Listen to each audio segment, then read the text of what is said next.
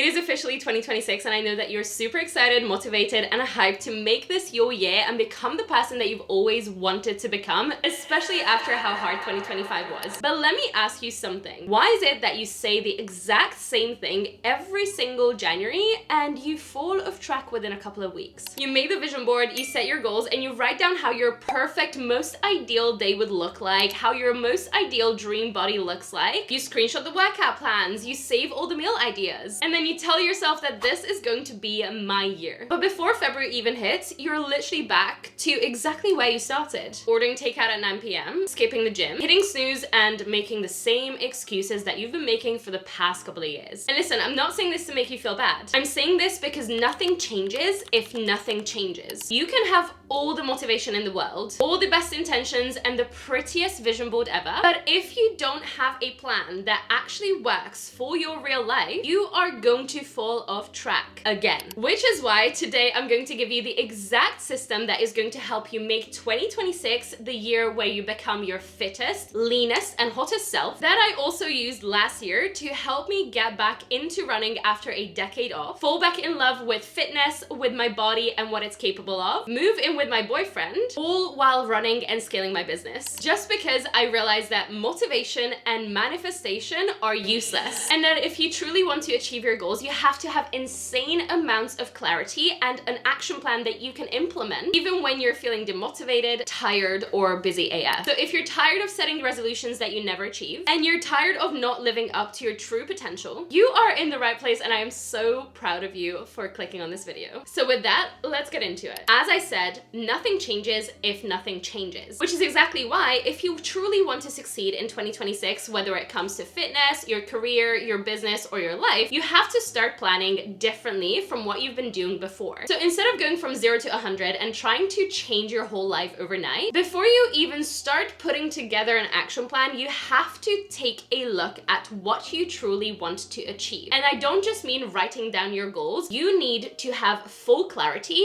of where you are going. Where do you want to be by December 31st, 2026? And the way that you're going to do this is by writing yourself a future self letter. And I know you've probably heard about future self journaling before, but stay with me because we're going to do things a little bit differently from what you've probably heard about. And the reason why we are going to start by writing a future self letter is because it works very, very similar to Google Maps. Just think of it this way. You cannot get to your exact destination by the time that you want to get there unless you know the exact address of where you are going and where exactly you are starting from. You're going to have an incredibly hard time getting there. And the same thing applies to your goals. For us to know exactly how we are going to make 2026 successful and how we're going to reach our goals this year, we need to be extremely clear about where we are going and where exactly we are starting from. Because unless you know these 2 points, you are going to be wasting precious time trying to figure out how to get there. But once you know the exact start point, the exact end point, and by when you are going to need to get there, you're going to be able to decide whether you want to walk,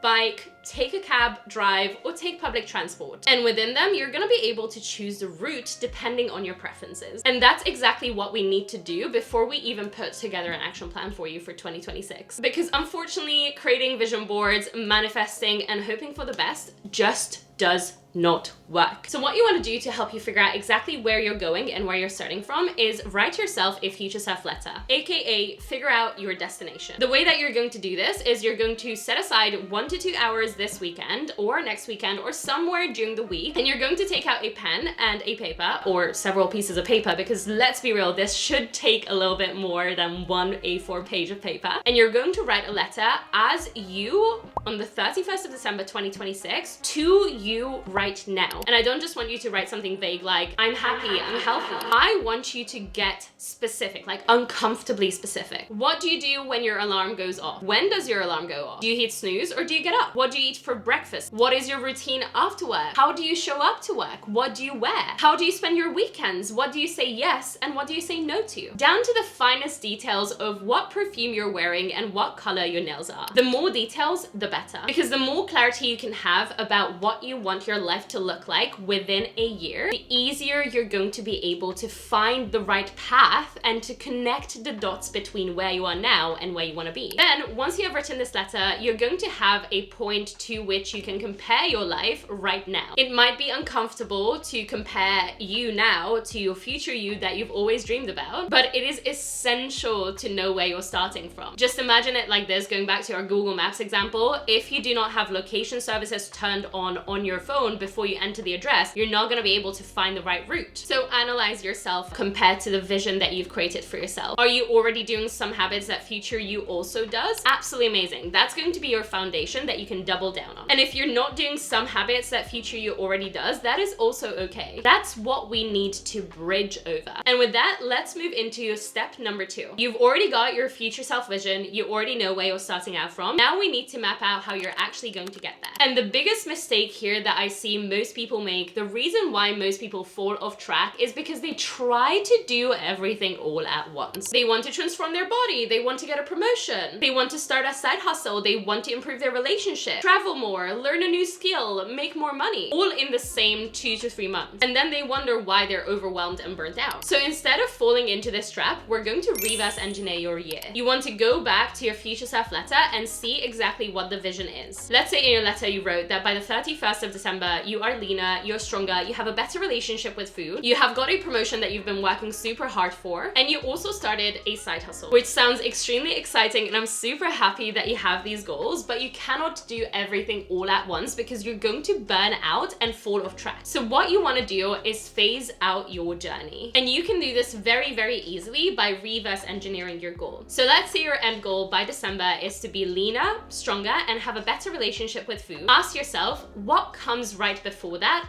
And then before that, and then before that, all the way to where you are now. And that is going to give you a really, really good idea of the timeline that you're going to have to stick to. And within that timeline, I want you to create little 90-day sprints for yourself. Let's say if right now your eating habits are not too great, you're not tracking your food, and you haven't even started in the gym, in Q1, you could focus on starting to track your nutrition and your calories, going to the gym 2 to 3 times per week, and getting your steps in to create habits that are necessary for your fitness goals. Then in Q2, you could focus specifically on fat loss. You can build on those habits and go into a calorie deficit to help you lean out, maybe increase the intensity in the gym, add in a little bit of cardio, and get about 2,000 to 3,000 more steps in. Then in Q3, you could focus on reverse dieting yourself out so you can eat more while maintaining your body and enjoying your life. And then in Q4, you could potentially focus on maintaining your calories, getting stronger, and potentially introducing some more flexibility so you can enjoy December and the holiday festivities. And this is how I want you to break down every single one of your other goals too, with each quarter building on the last, because you can't drop body fat before you even have the habits to help you drop body fat. You cannot get stronger before you even know what to do in the gym. So you need to have a proper step-by-step, phase-by-phase approach to your goals too. And I want you to do the same exact thing for every single other goal that you have visualized for yourself to have hit by the 31st of December. I personally like to break this down into personal, fitness, and business goals. But for you, this could also look like relationships, career, and financial health. All that matters is that you do not choose more than 3 to 5 areas of life to focus on, and that you break them down into quarterly little sprints that are 90 days long with one specific focus that builds on top of the previous quarter. And once you have your quarterly sprints, add it to your Google Calendar or iCal so you have yearly checkpoints where you can check in with yourself, assess your progress, reflect, and adjust anything that's needed. Because we don't want to follow a rigid plan. We want to make sure that this is sustainable and flexible depending on what happens in life. Which brings us to step number 3, where we are going to plan for real life. Because what good are your goals and your plan if you only plan for the ideal scenario? This is genuinely one of the biggest reasons why most people fall off track when it comes to their resolutions before January even ends, because they plan for the perfect scenario. They create this beautiful routine that requires them to wake up at 5 a.m, meal prep all of their meals on Sundays, train 5 times per week, drink 3 liters of water, show up at work on time, work on their side hustle, journal, meditate, read for an hour. And it works fine for a couple of weeks. But then what happens? What happens if life comes in the way, if you're PMSing or get your period, if you have a massive work deadline, or you get sick, or you're exhausted, or you're burnt out AF? Suddenly, the perfect plan that you've dreamed up for yourself and created for yourself is going to fall apart, and you're going to feel like a failure, you're you're gonna feel guilty and like you are just broken, which is not the case. There's nothing wrong with you. It's just that your plan isn't realistic. So instead of just planning for the best case scenario, we're going to do things a tiny little bit differently. I want you to create 2 separate plans. Plan number 1 is going to be your ideal scenario. This is what you're going to do when you have all the time, energy, and motivation in the world, where everything is going according to plan, where everything is going great, you've got no stress, and when you're feeling good. This is going to be your full routine,